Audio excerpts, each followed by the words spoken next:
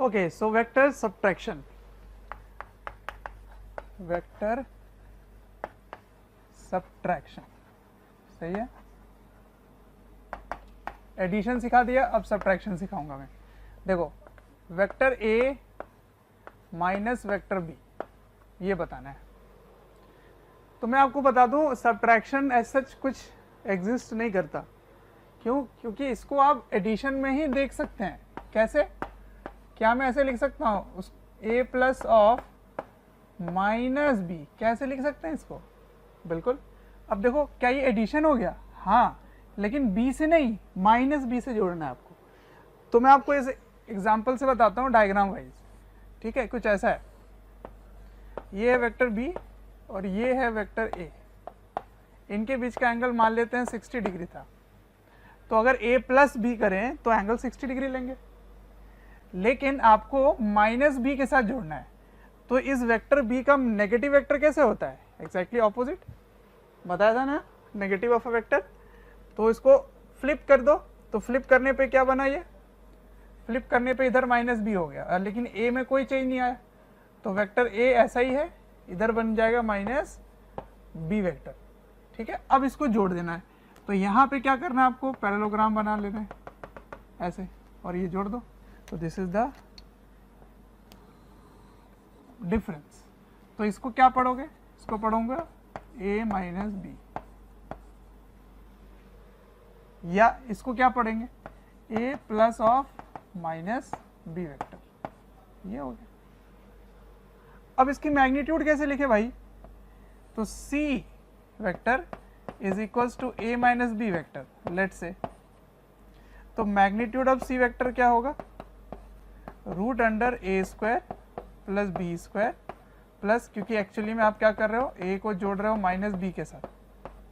सही है. तो a square B square plus 2ab. यहाँ पे कोई माइनस नहीं लगाना है क्योंकि ये मैग्नीट्यूड है, बता रखा हूँ मैं आपको.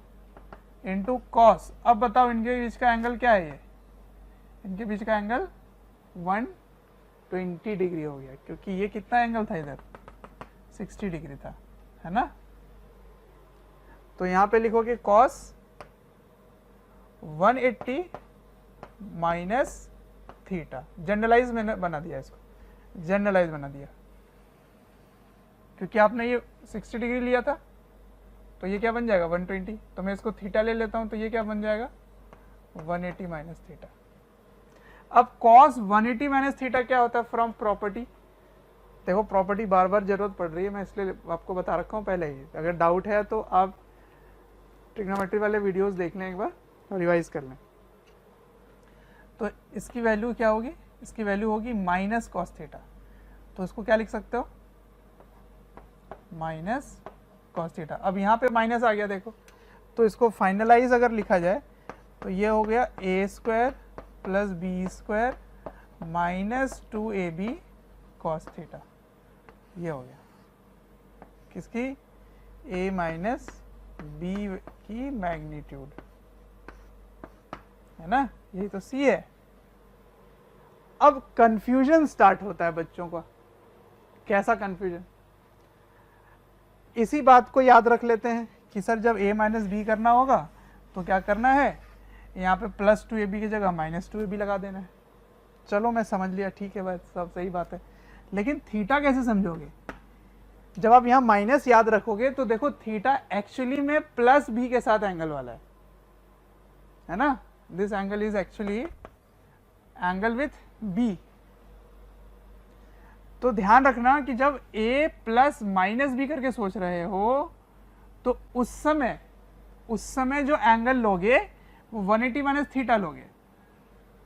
तो यहाँ प्लस लिखोगे. जब 180 माइनस थीटा लोगे तो यहाँ प्लस लिखोगे, लेकिन जब थीटा लोगे तो यहाँ माइनस लिखना पड़ेगा.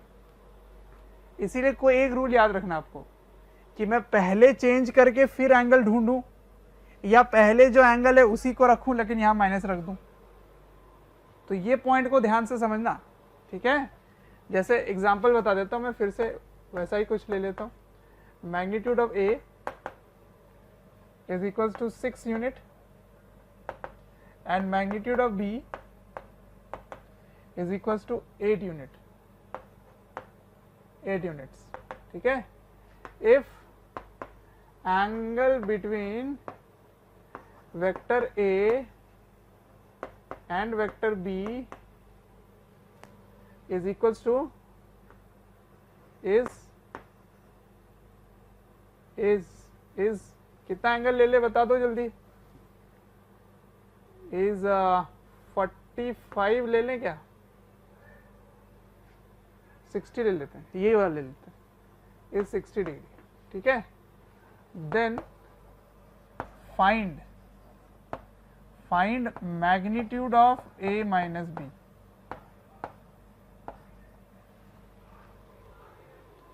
ठीक है। इस बात को समझना, magnitude of A minus B और magnitude of A minus magnitude of B में अंतर है। अभी मैं क्लियर कर दूंगा उस डाउट को, तो सॉल्व करें चलो।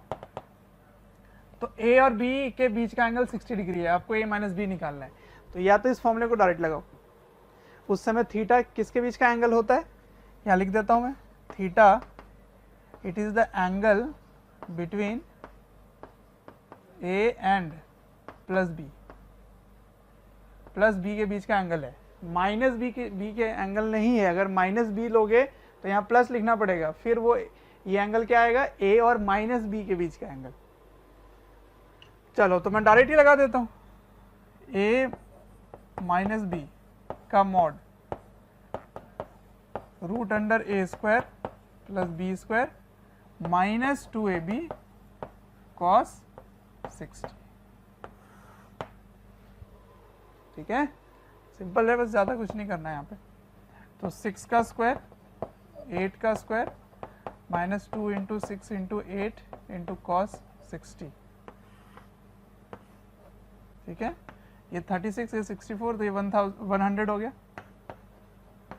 ये 2 और 2 फिर कैंसिल हो गए, तो 48 हो गया ये। अब इसको सब्ट्रैक्ट कर लो, ठीक है ना। तो this is a 52 unit, root 52 unit, ठीक है। तो ऐसे निकालते हैं डिफरेंस। डिफरेंस कोई नई बात नहीं है, सम ही है, बस उसको सब्ट्रैक्ट करके लिख रहे हैं, यानी ऑपोजिट करके लिख रहे हैं। अब मैं बता रहा था इस मॉड के बारे में, तो जरा इस पॉइंट को समझो, पॉइंट को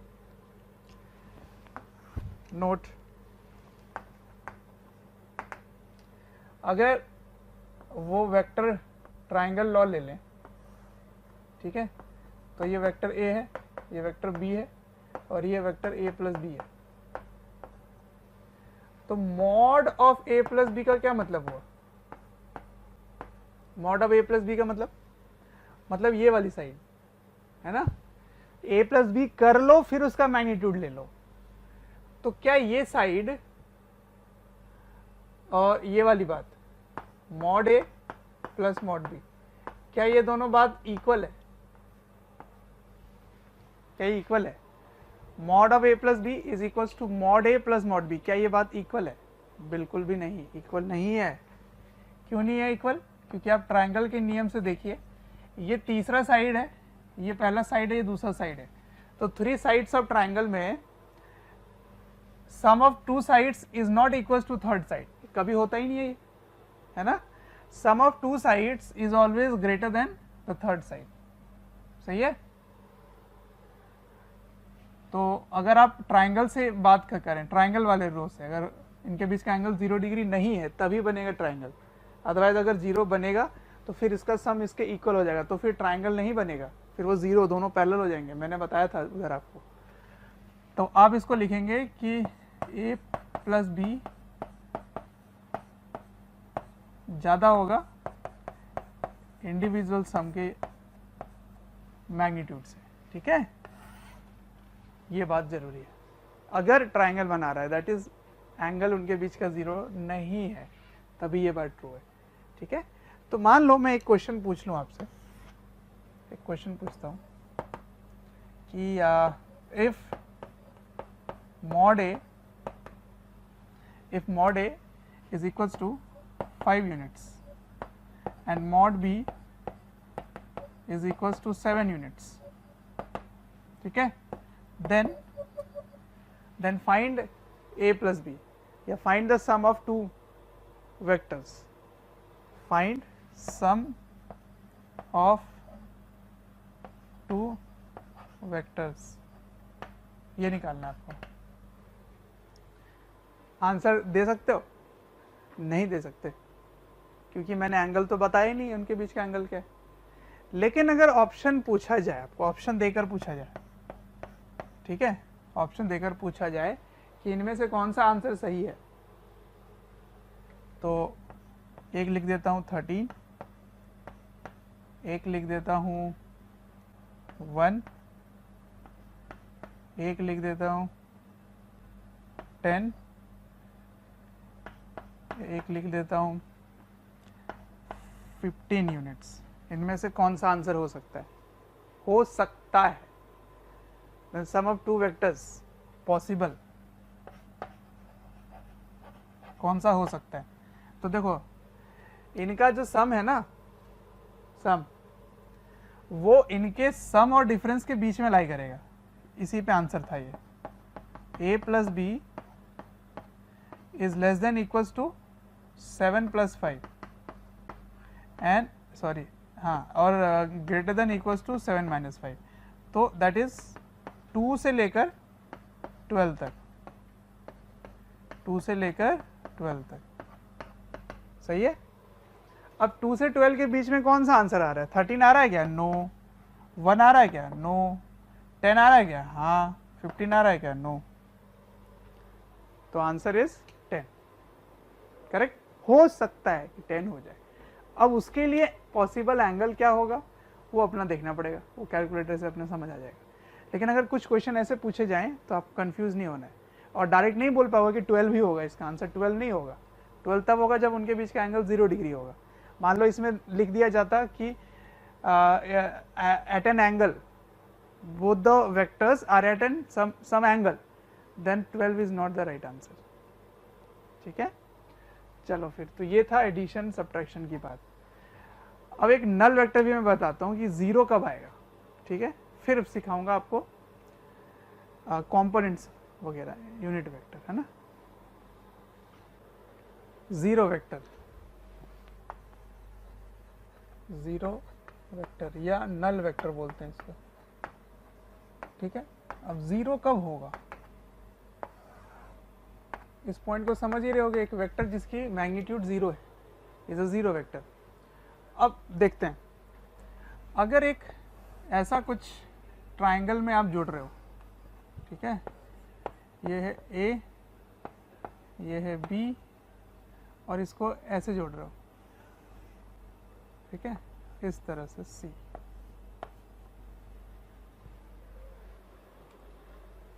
तो इसका क्या रिजल्टेंट होगा, ये आंसर निकालना है।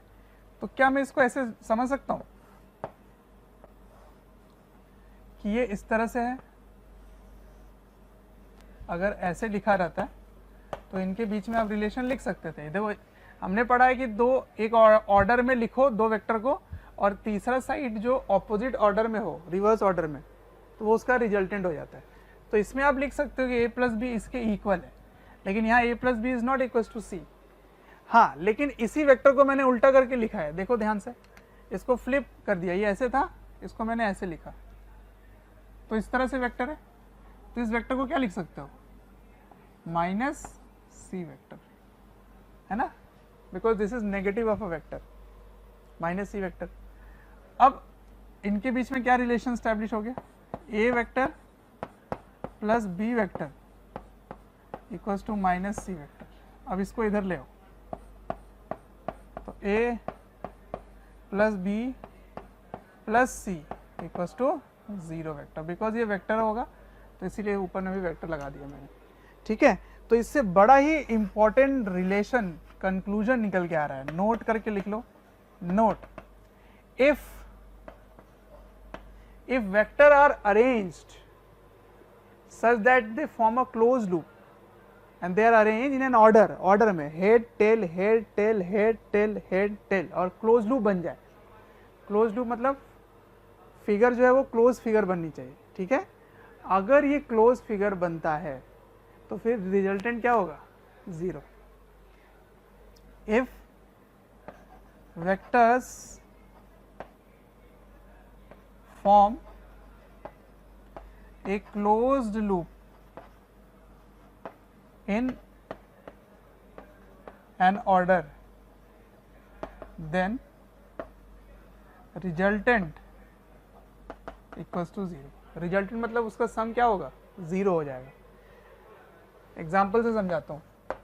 मान लो ऐसे बना रहा हूँ मैं, इसको जोड़ा ऐसे, इसको जोड़ा ऐसे, ठीक है, फिर इसको जोड़ा ऐसे और इसको ऐसे जोड़ दिया, ठीक है ना। तो a plus B plus C plus D और ई भी कर दिया ऐसे।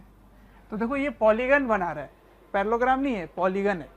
पॉलीगन लॉ भी होता है, मैं पॉलीगन लॉ बता देता हूं आपको। Polygon law of vector addition, polygon law में पहले बता देता हूं, फिर नल बता देता हूं, ठीक है। Polygon law of vector addition, मैंने दो लॉ बताया था आपको, ट्रायंगल बताया था और पैरेललोग्राम बताया था। ट्रायंगल और पैरेललोग्राम में दो ही वेक्टर्स आप जोड़ रहे होते हैं, दो। अब पॉलीगन क्या होता है, जिसमें दो से ज्यादा वेक्टर अगर आप जोड़ेंगे तो पॉलीगन लॉ यूज करेंगे, ठीक है। ट्रायंगल में दो ही वेक्टर्स जोड़ रहे हो, पैरेललोग्राम ट्रायंगल का ही हिस्सा है, उसी को पैरेललोग्राम कंप्लीट किया था आपने, पर थे तो दो ही वेक्टर्स। अब मान लो आप इन सभी वेक्टर्स को जोड़ना चाहते हो, ए बी सी डी, चारों वेक्टर को जोड़ना चाहते हो, तो उनको जोड़ने के लिए क्या करते हैं, सभी को head tail head tail head tail के फॉर्म में इसको रख देते हैं, और जो ऑपोजिट डायरेक्शन में इसको क्लोज करेगा वो उसका रिजल्टेंट हो जाएगा, ठीक है। तो मैं इसको लिख देता हूँ एस, मतलब सम लिख देता हूँ, ठीक है। तो देखो कैसे आया ये, मैं बता देता हूँ। एस इक्वल्स टू क्या होगा, A plus B plus C plus D, ये हो गया।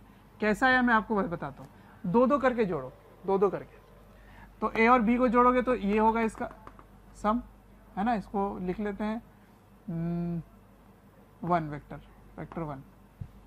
अब ये एक नया वेक्टर हो गया, तो वेक्टर 1 और सी दो साइड्स ऑफ ट्रायंगल बन रहे, तो जो तीसरा साइड है जो क्लोज करेगा वो इसका सम हो जाएगा। तो अब 2 को क्या लिख सकते हो, 2 को लिख सकते हो 1 प्लस सी, 1 को क्या लिख सकते हो, ए प्लस बी। तो बेसिकली 2 क्या बन गया, ए प्लस बी प्लस सी। नहीं आया समझ, लिख के देखो समझ में आ जाएगा। 1 को क्या लिख सकते हैं, ए प्लस बी, तो यहाँ पे लिख दो ए प्लस बी, ए प्लस बी। अब 2 को क्या लिख सकते हैं, ए प्लस बी प्लस सी, तो ये हो गया ए प्लस बी प्लस सी। अब एस को क्या लिखोगे, 2 प्लस डी, 2 की वैल्यू क्या है, A plus B plus C, तो एस की वैल्यू क्या हो गई, A plus B plus C plus D हो गया, ठीक है। तो पैरेललोग्राम केवल दो वेक्टर्स के लिए है, ट्रायंगल भी दो वेक्टर्स के लिए है, और पॉलीगन जितने भी वेक्टर्स हो जाए। तो जितने भी वेक्टर्स हैं सभी को साइड्स ऑफ पॉलीगन में रख दो, head tail head tail head tail करके। जो ऑपोजिट सेंस में स्टार्टिंग से होगा, स्टार्टिंग वाले पॉइंट से एक ऑपोजिट डायरेक्शन में एक वेक्टर बना दो, वो उसका सम हो जाएगा। यही होता है पॉलीगन लॉ, ठीक है। अब मैं आता हूं इधर, note if the form a closed loop then resultant is 0। तो मान लो मैं कुछ ऐसा ले लेता हूं, ऐसे A B C D E और ऐसा ले लिया एफ, ठीक है। A vector, B vector, C vector, D vector, E vector, F vector. तो मैं जानना चाहता हूं find the resultant of all vectors, ये जानना चाहता हूं। या पूछा जाए find the sum of all vectors, resultant मतलब सम। तो बिना कुछ सोचे समझे आंसर इज 0। क्यों, क्योंकि एक ऑर्डर में बन रहा है, देख रहे हो, ऑर्डर में बन रहा है। तो ऑर्डर में इसको लिखोगे तो आंसर क्या आ जाएगा, 0। करेक्ट है। तो नोट करके लिख देता हूं कि मिनिमम कितने चाहिए। नोट नंबर 1, मिनिमम कितने वेक्टर्स चाहिए जिनका रिजल्टेंट 0 होगा, मिनिमम। तो अगर मैग्नीट्यूड सेम है, if equal magnitudes,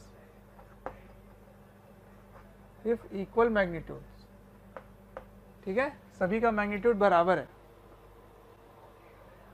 then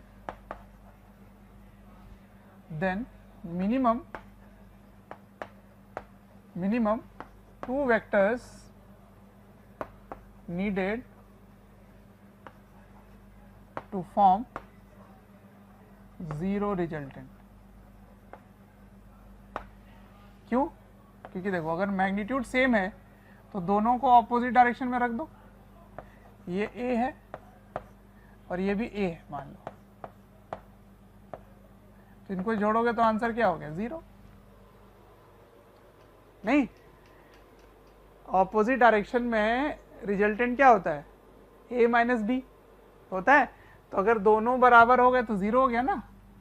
ठीक है, अब अगर बराबर नहीं है, if unequal,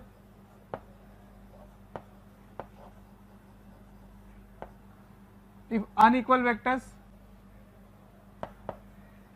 then if unequal vectors and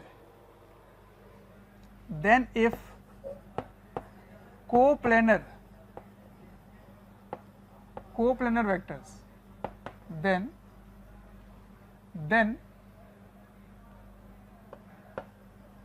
minimum 3 vectors are needed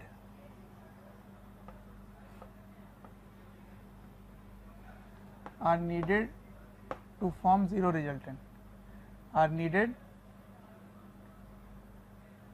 for zero resultant. कैसे हुआ सर? ये ऐसे हुआ, एक वेक्टर यहाँ है, दूसरा वेक्टर इसी प्लेन में है, तीसरा वेक्टर यहाँ आ गया, तो खत्म, 0 हो गया। A plus B plus C equals to 0। लेकिन अगर कोप्लेनर नहीं है, अगर कोप्लेनर नहीं है मतलब सेम प्लेन में लाई नहीं कर रहे हैं, मतलब एक यहाँ है, दूसरा यहाँ है, दूसरा यहाँ पर है, और तीसरा इस प्लेन में नहीं है, तीसरा आउट ऑफ दिस प्लेन है, मान लेते हैं ऐसे है, ठीक है, ऐसे ऐसे है, दिस इज द केस, मान लो ऐसे है, बाहर निकल रहा है। तो ये जो ब्लू कलर का है, ये या पर्पल, जो भी कलर बोलो, ये जो जिसमें वाइट चौक लगा हुआ है, ये इस प्लेन में नहीं है, ये बाहर है इस प्लेन के। तो देखो क्लोज लूप ही नहीं बन रहा, ध्यान से देखो, क्लोज लूप कहाँ बन रहा है? तो क्लोज लूप बनाने के लिए एक और वेक्टर आपको यहां से लेकर यहां तक लगाना पड़ेगा। तो मिनिमम कितने वेक्टर्स हो गए? 4 वेक्टर। तो अगर नॉन कोप्लेनर है, if non coplanar,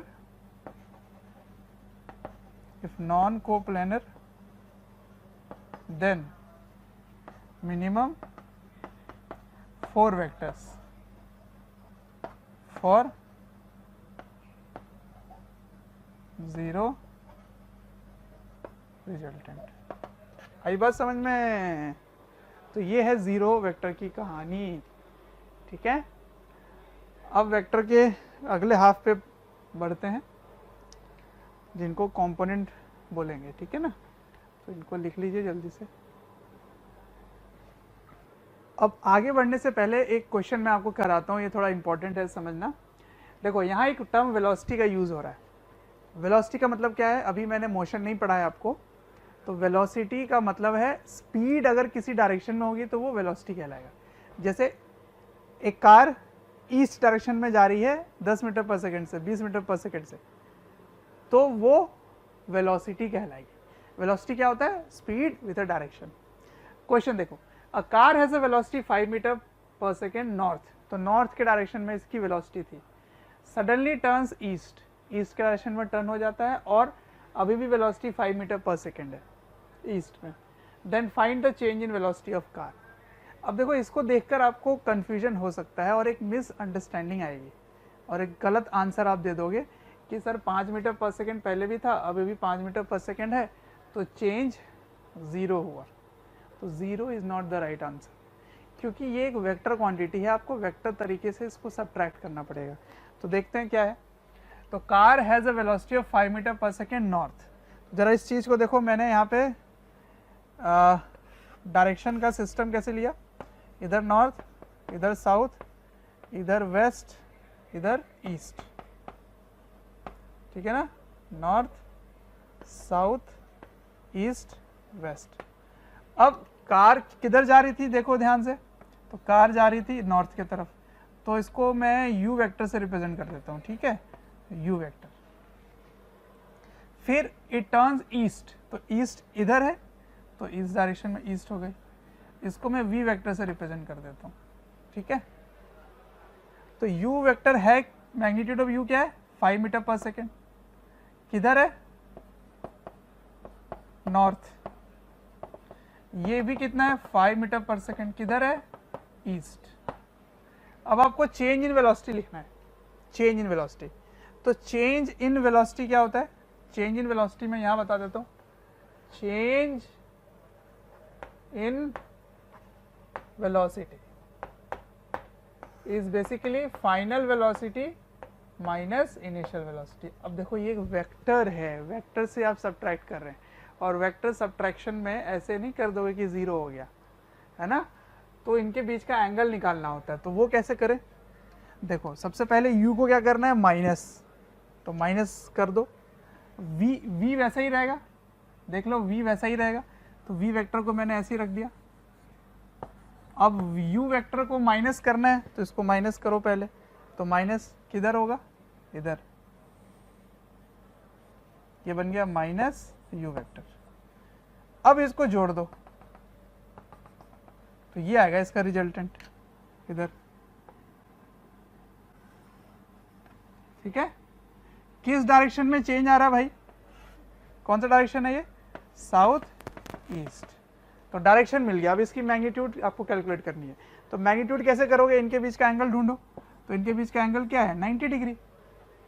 तो 90 डिग्री होने पे मैग्नीट्यूड कैसे निकलता है, root under v square plus u square minus 2ab cos 90, है ना, और cos 90 की वैल्यू 0, तो ये पूरा टर्म 0। तो वैसे डायरेक्ट भी लिख सकते थे, v square plus u square, that is 5 का स्क्वायर प्लस 5 का स्क्वायर, कितना हो गया, 5√2 मीटर पर सेकेंड। किस डायरेक्शन में है, तो वो भी लिख देना पड़ेगा, किधर है ये, साउथ ईस्ट, तो साउथ ईस्ट, ठीक है ना। चेंज को ऐसे लिखते हैं, डेल्टा वी, डेल्टा वी, ठीक है ना, डेल्टा मतलब चेंज। तो change in velocity is not 0, in fact greater than individual value, ठीक है। तो कभी भी वेक्टर का सब्ट्रैक्शन स्केलर जैसा नहीं करते, ऐसे ही माइनस कर दो, ठीक है, इसमें डायरेक्शन के साथ करते हैं। ये इसकी मैग्नीट्यूड हो गई, दिस इज द आंसर। तो आगे जैसे जैसे फिजिक्स पढ़ते जाएंगे हमें पता रहेगा कौन कौन से वेक्टर क्वांटिटीज हैं, कौन कौन से स्केलर है। तो सभी वेक्टर में ये यूज होगा जो मैं इस चैप्टर में सिखा रहा हूँ, इसलिए इस चैप्टर को पढ़ना इंपॉर्टेंट है, ठीक है, और अच्छे से समझना है हर एक पॉइंट को, ठीक है। अब नेक्स्ट शुरू करता हूँ मैं यूनिट वेक्टर। यूनिट वेक्टर, जैसा कि मैंने आपको बताया है, यूनिट वेक्टर क्या होता है, ऐसा वेक्टर जिसकी मैग्नीट्यूड 1 है लेकिन वो वेक्टर है, इसका मतलब उसकी डायरेक्शन भी होगी। तो किधर होगी उसकी डायरेक्शन, देखते हैं। देखो अगर मैंने एक वेक्टर इस तरह से डिफाइन किया है, this is a vector A, इस टॉपिक को बहुत ही बढ़िया से समझना है आपको क्योंकि ये बड़ा इंपॉर्टेंट टॉपिक है। ये एक वेक्टर ए है, ठीक है। अब इसके डायरेक्शन में अगर मैं 1 यूनिट यानी कि 1 यूनिट की लंबाई का एक वेक्टर जो इसके ही डायरेक्शन में है वो मैंने डिफाइन कर दिया, तो उसको बोलेंगे यूनिट वेक्टर। यूनिट वेक्टर को डिफाइन करते हैं, डिनोट करते हैं ए कैप, इसको क्या बोलोगे, कैप, ए कैप। ऊपर में जो मैंने सिंबल बनाया उसको बोलेंगे कैप, ठीक है। इसका मतलब बाय डिफॉल्ट हो जाएगा कि उसकी मैग्नीट्यूड 1 है, वो दिखाने के लिए अपन ऐसे दिखाते हैं, ऊपर में ऐसे वी, उल्टा वी, ठीक है, ओके। तो ये वेक्टर क्या होगा, ए कैप वेक्टर। अब बताओ ए वेक्टर को कैसे लिख सकते हो? वेक्टर कैसे डिफाइन होता? वेक्टर जिसकी मैग्नीट्यूड है और डायरेक्शन भी है। तो मैग्नीट्यूड को कैसे दिखाते थे? मॉड ए से। और इस वेक्टर की डायरेक्शन वही होगी जो ए कैप की है, तो इसको क्या लिख सकते हो? A cap. क्योंकि इसकी मैग्नीट्यूड 1 है तो इसके मैग्नीट्यूड पे कोई फर्क नहीं पड़ा, लेकिन इसकी एक डायरेक्शन है, तो डायरेक्शन इनटू मैग्नीट्यूड या direction plus magnitude constitutes vector है। तो ये डेफिनेशन हो गई वेक्टर की। लेकिन मुझे क्या निकालना था? Unit vector. तो यहाँ से यूनिट वेक्टर कैसे लिखोगे?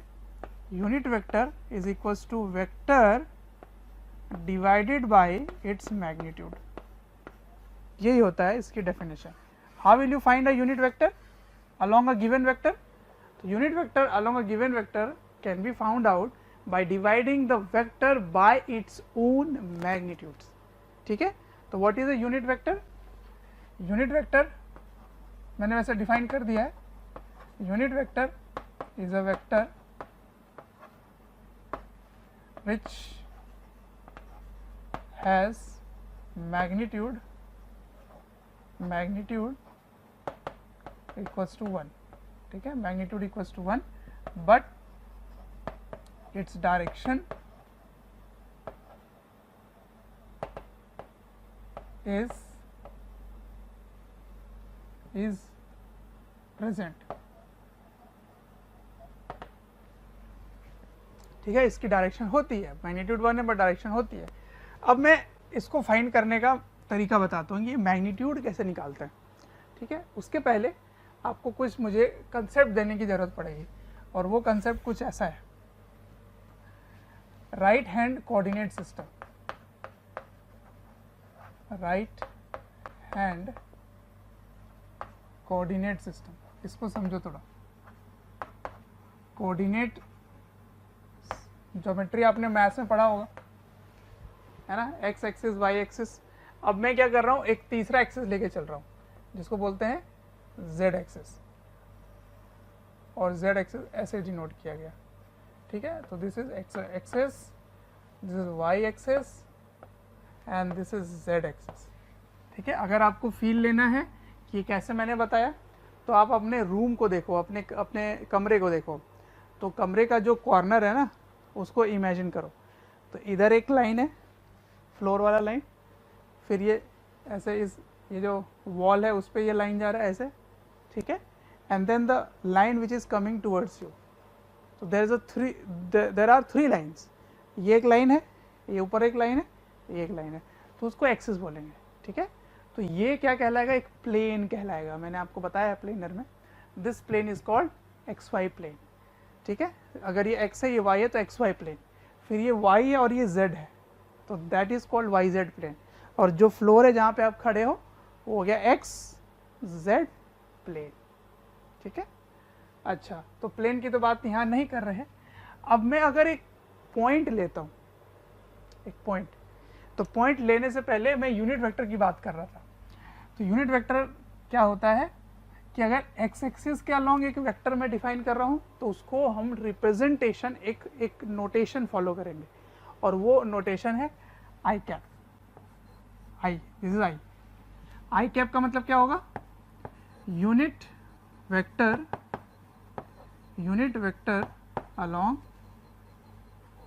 along x axis is called I cap. ठीक है, मतलब इस डायरेक्शन में आई कैप। ठीक है, similarly J cap is a unit vector along y axis. ठीक है, तो इस डायरेक्शन में क्या है? जे कैप।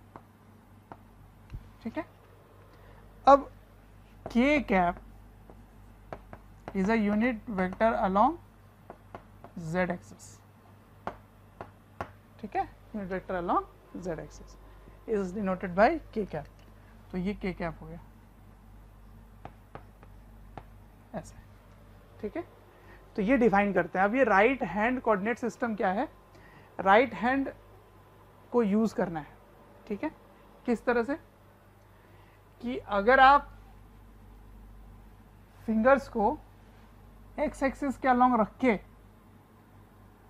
आप वाई के अलोंग कर्ल करेंगे तो जिधर थंब आएगा वो डायरेक्शन होगा के कैप का। मतलब आई को जे से कर्ल करो तो जो थंब बताएगा वो जेड होगा या के होगा। तो इसका मतलब आप ऐसे नहीं दिखा सकते कि इस तरह से आपने बना दिया, मान लीजिए ये हो गया x,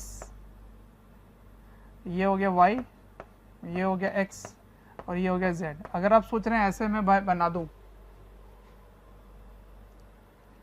तो ये तो चलो ठीक है, ऐसे करते हैं।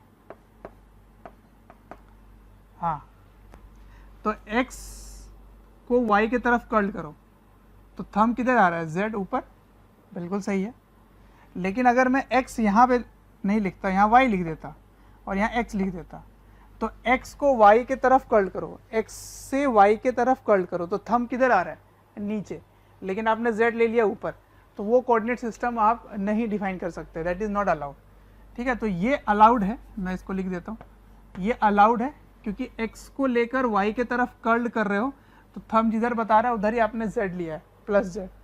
लेकिन अगर एक ऐसा सिस्टम आप ले लेते जिसमें ये होता y, ये होता x और ये होता अगर z, तो देखो x को y से करो कर्ल, तो x को y के तरफ कर्ल करो तो थंब नीचे आ रहा है ना। तो this is not correct, this is incorrect, this is not allowed. तो ये राइट हैंड थंब रूल को ओबे नहीं करता। तो अपने मन से नहीं ले सकते आप कहीं भी, x y z कहीं भी ले लिए, यहाँ अलाउड नहीं है। आपको ऐसा ही लेना पड़ेगा कि जब x को y के तरफ कर्ल करो तो z देगा आपका प्लस। ठीक है, वहीं से आपको रूल पता चल जाएगा। ठीक है, अच्छा, अब इसको यूज करेंगे क्या निकालने के लिए, बहुत ही important, position vector. Position vector क्या होता है जरा उसको समझते हैं। देखो, मान लो यही आपका कोऑर्डिनेट सिस्टम है ना, this is the coordinate system, ये x है, ये z है और ये y है। ठीक, मैंने एक जनरल सा पॉइंट ले लिया जिसकी कोऑर्डिनेट है x, y, x, y, तो वो कहाँ है, एक्स वाई प्लेन में x, y है। तो मान लो ये x, y यहाँ पर है, this is the point x, y। ठीक है, अब इसकी पोजीशन आपको फाइंड करनी है। पोजीशन जरा देखना, x का मतलब क्या है, इधर कितना डिस्टेंस कवर किया गया होगा, x, है ना। तो अगर मैं इसको वेक्टर बनाना चाहता हूं तो इसको मैग्नीट्यूड को इसके डायरेक्शन से मल्टीप्लाई करना पड़ेगा। तो इतने दूर का मैग्नीट्यूड क्या है, इतने दूर का मैग्नीट्यूड x है और इसकी डायरेक्शन क्या है, i कैप। तो इसको क्या लिखोगे, x i कैप। ठीक है जी, ओके। अब इसको देखो, इतने दूर का डिस्टेंस क्या होगा, y, इसकी डायरेक्शन क्या होगी, j कैप। तो क्या मैं एक वेक्टर डिफाइन कर सकता हूं इस तरह से, y j कैप। तो अगर मैं पोजीशन वेक्टर बनाना चाहता हूं तो मुझे ओरिजिन से एक r वेक्टर लिखना पड़ेगा। पोजीशन मतलब ओरिजिन से आप देखोगे कि पार्टिकल कहाँ है, that is called position vector. ठीक है, ओरिजिन हो गया यहाँ पर, चलो उस कोने को ले लो, मैं यहाँ एक पॉइंट ले रहा था, तो वहाँ से एक वेक्टर बनाओगे। वेक्टर मतलब कैसे इमेजिन करोगे, वहाँ पर एक कील ठोक दो और उसमें धागा बांध दो और धागा बांधकर उसको पकड़ के ऐसे खींच के रखो। तो ये स्ट्रेट लाइन क्या है, क्या है ये स्ट्रेट लाइन, एक वेक्टर है, सही है। और ये जो वेक्टर है इसकी कोऑर्डिनेट क्या है, x y, मान लो z हो गया, जनरल ले लो, x y z ले लो। तो मैं बाद में z लेता हूं। इस सिस्टम को देखो, r x और y, क्या ये एक वेक्टर ट्राइंगल बना रहे हैं ना। तो triangle law of vector addition से अगर इसको फॉलो करवाओ तो x y और r, इन तीनों में क्या लिख सकते हो, x vector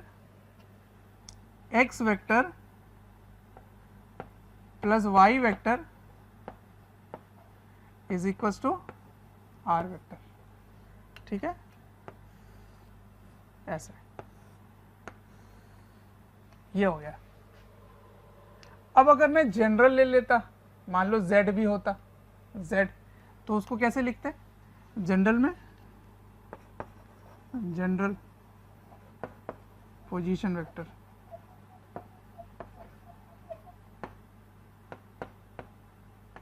general position vector, तो r vector is equals to xi plus yj plus zk, ये हो गया पोजीशन वेक्टर, ठीक है, ऐसे। तो कहने का मतलब अगर कोऑर्डिनेट सिस्टम आपने पढ़ा है तो कोऑर्डिनेट सिस्टम में x y z सबके कोऑर्डिनेट्स पता होते हैं। z में एक्स्ट्रा बता रहा हूँ, ये आप नहीं पढ़ते, 3 डायमेंशन की बात कर रहा हूँ मैं, तीनों डायमेंशन में आ गए। तो कहीं भी स्पेस में एक पार्टिकल मूव कर रहा है, स्पेस का मतलब है x y z तीनों, और x y अगर इस प्लेन में अगर बात करोगे तो केवल x y, इस प्लेन में बात करोगे तो केवल y z, इस फ्लोर में अगर बात करो, फ्लोर में कोई पार्टिकल मूव कर रहा है तो केवल x z। मैं एयर में बात कर रहा हूँ तो एयर में x भी होगा, y भी होगा और z भी होगा। तो मान लो कोऑर्डिनेट पता है आपको, तो उसकी पोजीशन वेक्टर क्या होगी, x वाला कोऑर्डिनेट के साथ i लगा देना, y वाले कोऑर्डिनेट के साथ j लगा देना, z वाले कोऑर्डिनेट के साथ k लगा देना, बस सिंपल यही है, ठीक है। तो इसको आप कॉपी कर दें, इसमें डिस्कशन करते हैं आगे।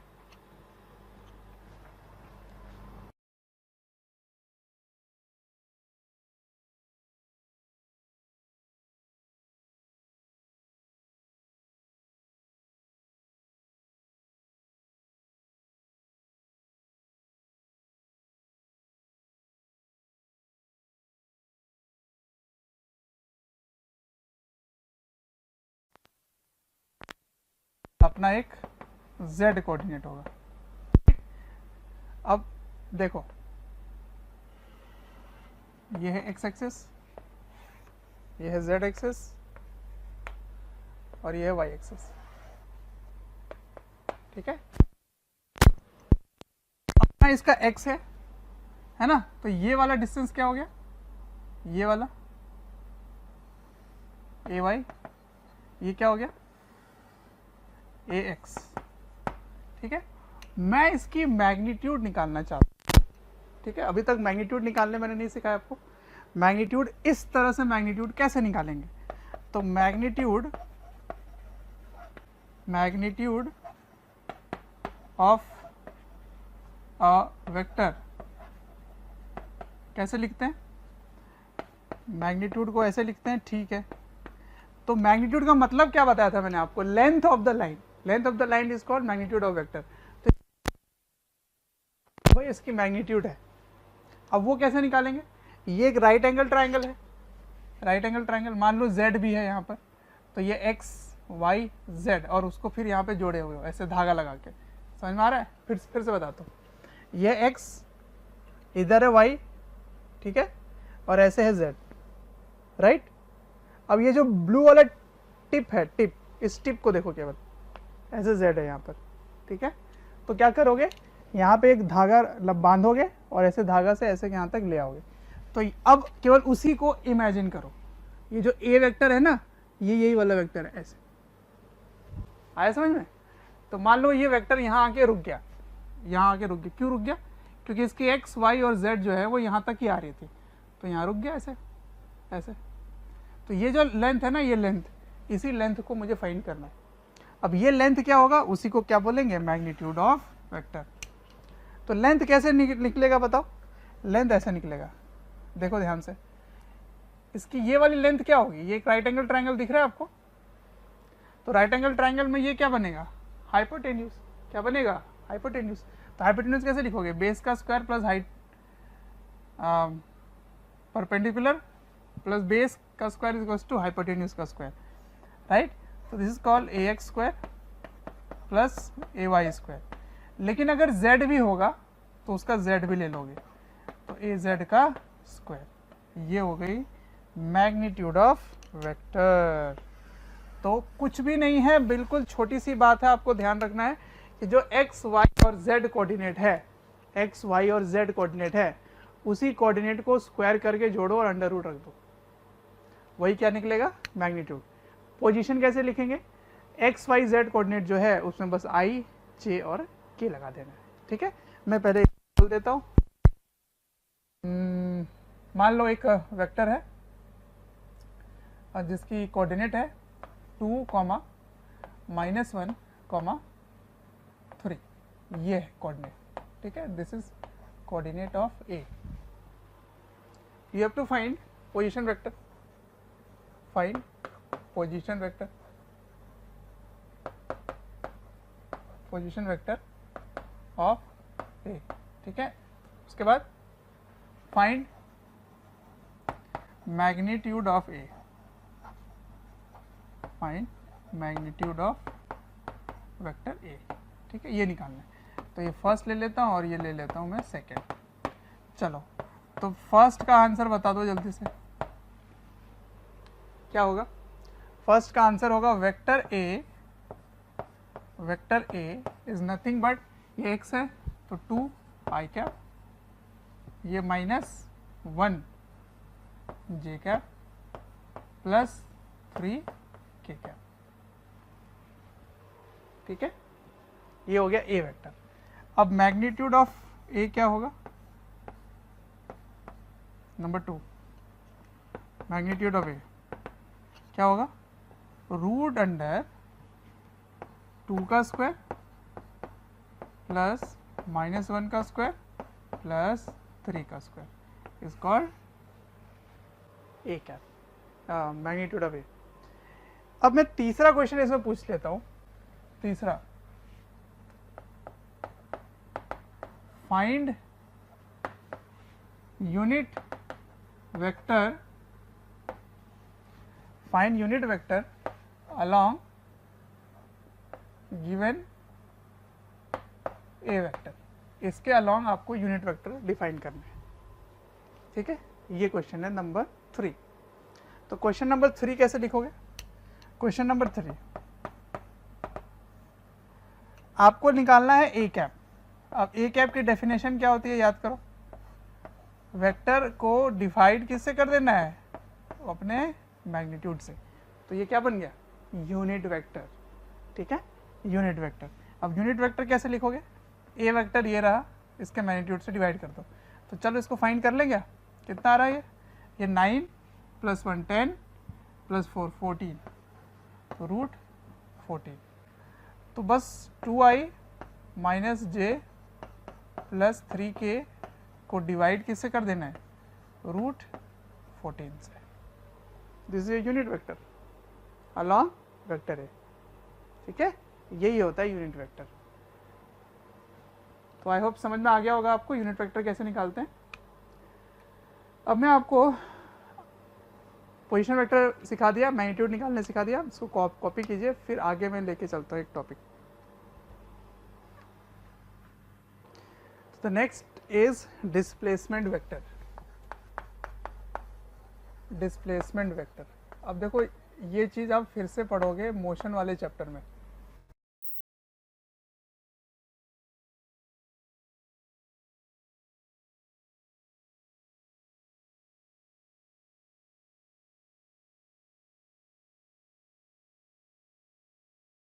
सपोज ये पार्टिकल यहाँ है और एक कुछ समय बाद यहाँ आ गया, ठीक है। तो आपको सिर्फ इनिशियल और फाइनल पॉइंट देखना है, और उनके बीच का जो शॉर्टेस्ट स्ट्रेट लाइन पाथ होगा वही क्या कहलाएगा, डिस्प्लेसमेंट वेक्टर। ये पढ़ेंगे हम लोग मोशन वाले चैप्टर में। अब मान लो इसी पार्टिकल का मूवमेंट ऐसे हुआ होता है, इधर घूम रहा है, ऐसे गया, ऐसे जाकर रुका नहीं, लेकिन और रुक रहा है यहाँ पर।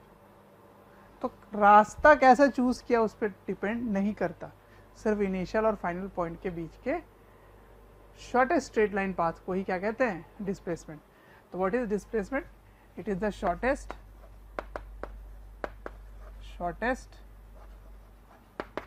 स्ट्रेट, शॉर्ट में लिख देता हूं, straight line path from initial to final position, या पॉइंट, ठीक है। अब इसी पॉइंट को मैं कोऑर्डिनेट सिस्टम से देखना चाहता हूँ, मैंने ऐसे कोऑर्डिनेट सिस्टम डिवाइड किया है, ठीक है, वही वाला। तो इधर हो गया वाई एक्सिस, इधर हो गया एक्स एक्सिस, इधर हो गया जेड एक्सिस। अब मान लो एक पार्टिकल ए पर था, ठीक है, ए पर था, तो ए पर है तो इसकी अपनी कोऑर्डिनेट है और इसकी अपनी एक पोजीशन वेक्टर है, तो मैं लिख देता हूँ इसको आर ए वेक्टर, ठीक है। अब ये यहाँ से पता नहीं कि कौन सा रास्ता लेकर कहाँ से कैसे पहुँचा, उससे कोई मतलब नहीं है मुझे, मैं बस फाइनल पॉइंट देखूंगा। तो ये b is the final point, ठीक है। तो ये फाइनल पॉइंट की भी अपनी एक पोजीशन होगी, this is the position vector which we write r b. अब मैंने डिस्प्लेसमेंट वेक्टर देखा, डिस्प्लेसमेंट वेक्टर को कैसे डिफाइन करेंगे, डिस्प्लेसमेंट वेक्टर को डिफाइन ऐसे करेंगे कि shortest straight line from initial, तो ये इनिशियल पॉइंट हो गया, इनिशियल मतलब शुरुआत, टू फाइनल, तो initial to final straight line path ले लो ऐसे, इसी को क्या बोलेंगे, पोजीशन डिस्प्लेसमेंट वेक्टर, तो इसको डेल्टा आर लिख देते हैं, ठीक है। और डिस्प्लेसमेंट वेक्टर को एस वेक्टर से डिनोट करेंगे, या तो डेल्टा आर बोलो या एस बोलो, एक ही बात है। तो डिस्प्लेसमेंट को ऐसे भी डिफाइन कर किया जा सकता है कि change in the position leads to displacement, है ना, पोजीशन में चेंज हो गया, पहले यहाँ था अब यहाँ आ गया।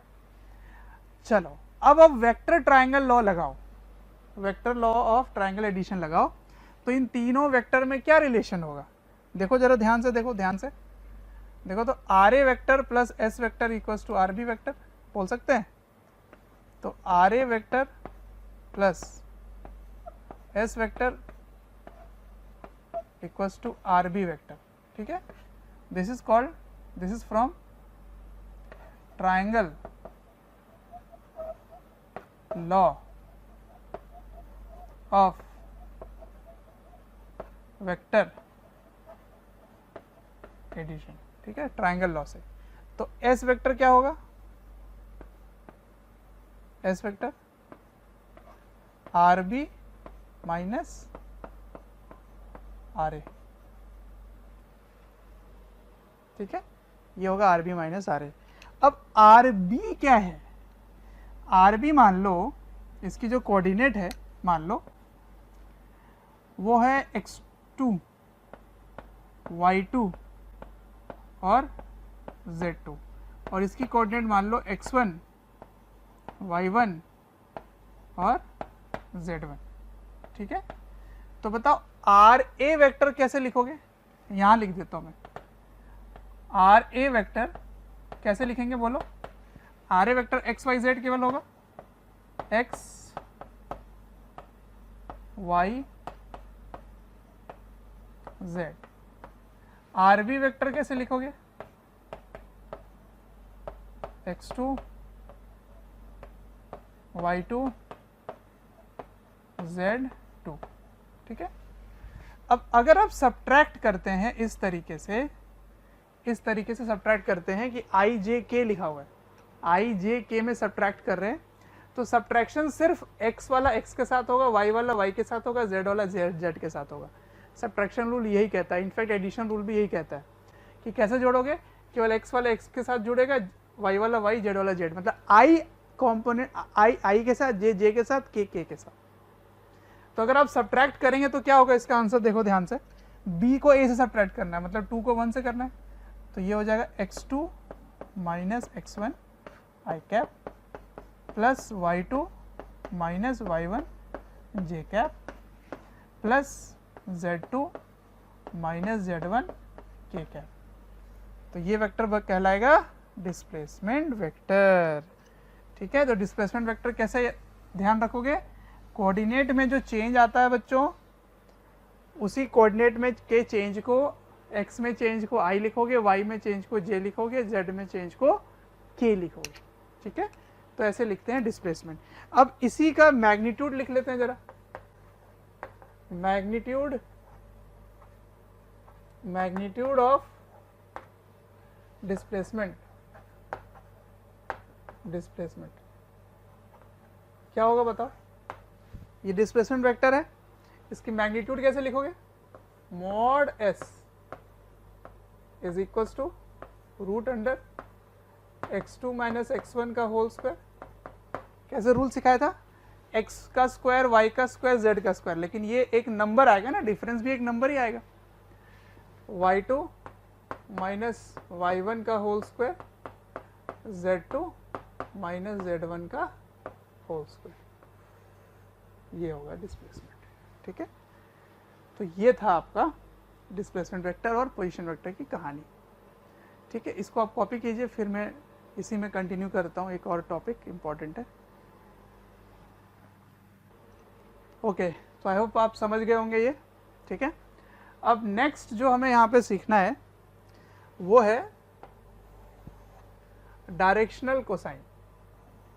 ठीक है, क्या है, डायरेक्शनल कोसाइन।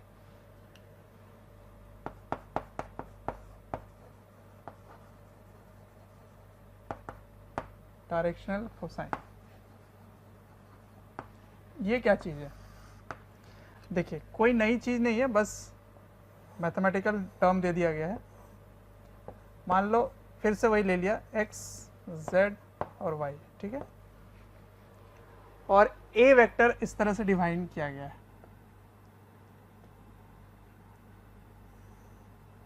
ऐसे, ये है a वेक्टर। ठीक है, इस a वेक्टर को कैसे लिखेंगे, a वेक्टर को लिखेंगे ax i cap plus ay j cap plus az k cap, ऐसे लिखेंगे। ठीक है, अब ये जो a वेक्टर है ये x एक्सिस के साथ कुछ एंगल बना रहा होगा, उसको बोलेंगे अल्फा।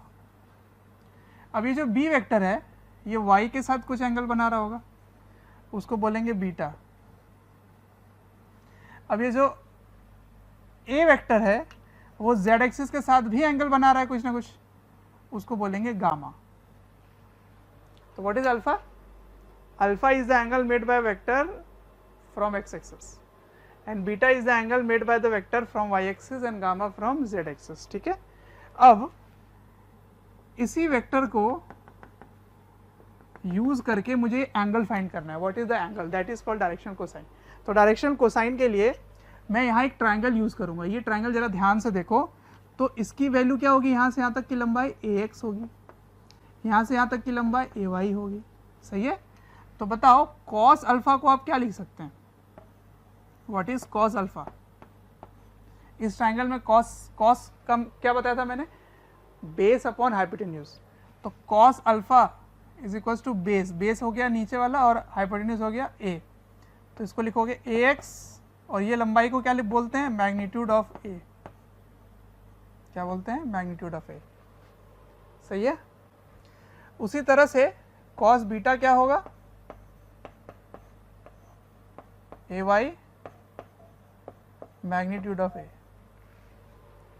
ठीक है, फिर गामा को क्या बोलेंगे, गामा कैसा है ये, इस ट्रायंगल में जब आप बात करोगे ना, इस ट्रायंगल में, तो इसके लिए cos बोलोगे तो ये वाली क्या हो जाएगी, बेस है ना, तो जो ay है वही तो ये वाली डिस्टेंस होगी, तो बेस अपॉन हाइपोटेन्यूज, और हाइपोटेन्यूज क्या है, magnitude of vector A.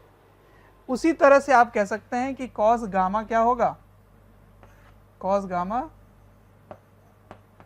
Equals to az by mod ए।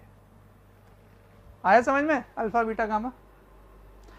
अब मैं यहां पे एक इंपॉर्टेंट रिलेशन बताना चाहता हूं,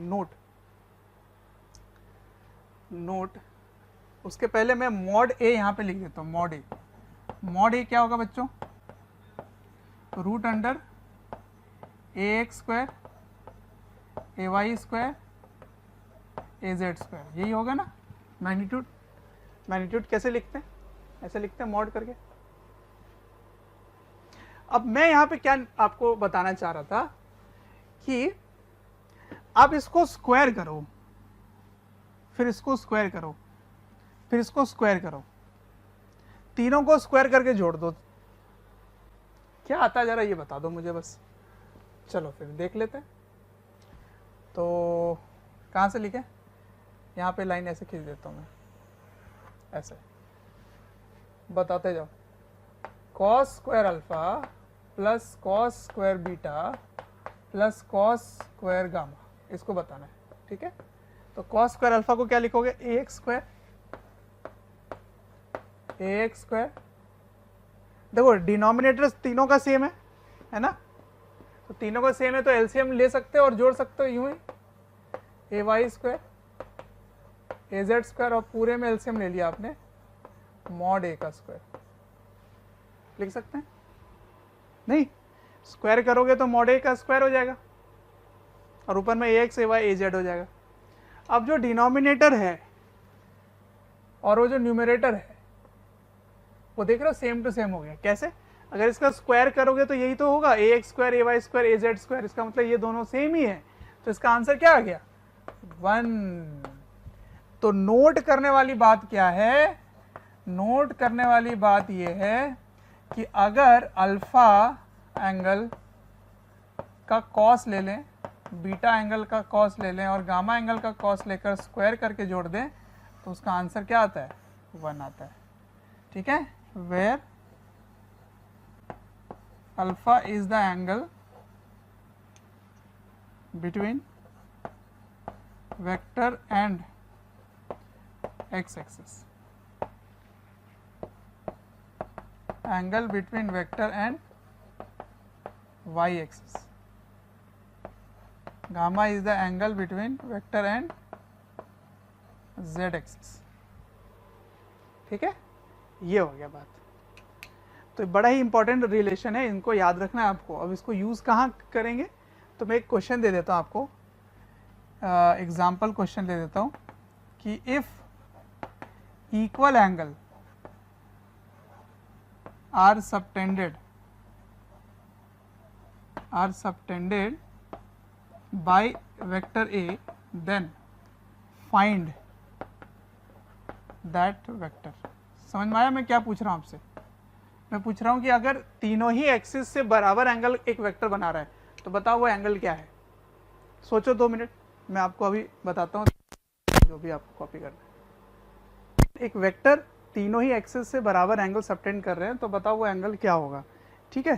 तो कुछ ऐसा है ना, ये एक वेक्टर है, ऐसे कुछ हवा में है, इस तरह से हवा में है, और यहाँ से एंगल ये, और y और z तीनों से जो एंगल है x y और z तीनों से एंगल बराबर सबटेंड कर रहे हैं, तो बताओ वो एंगल क्या है।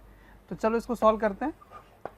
Late that angle equals to theta, theta ले लो, तो इसका मतलब अल्फा भी बीटा और गामा तीनों ही थीटा के बराबर है, सही है।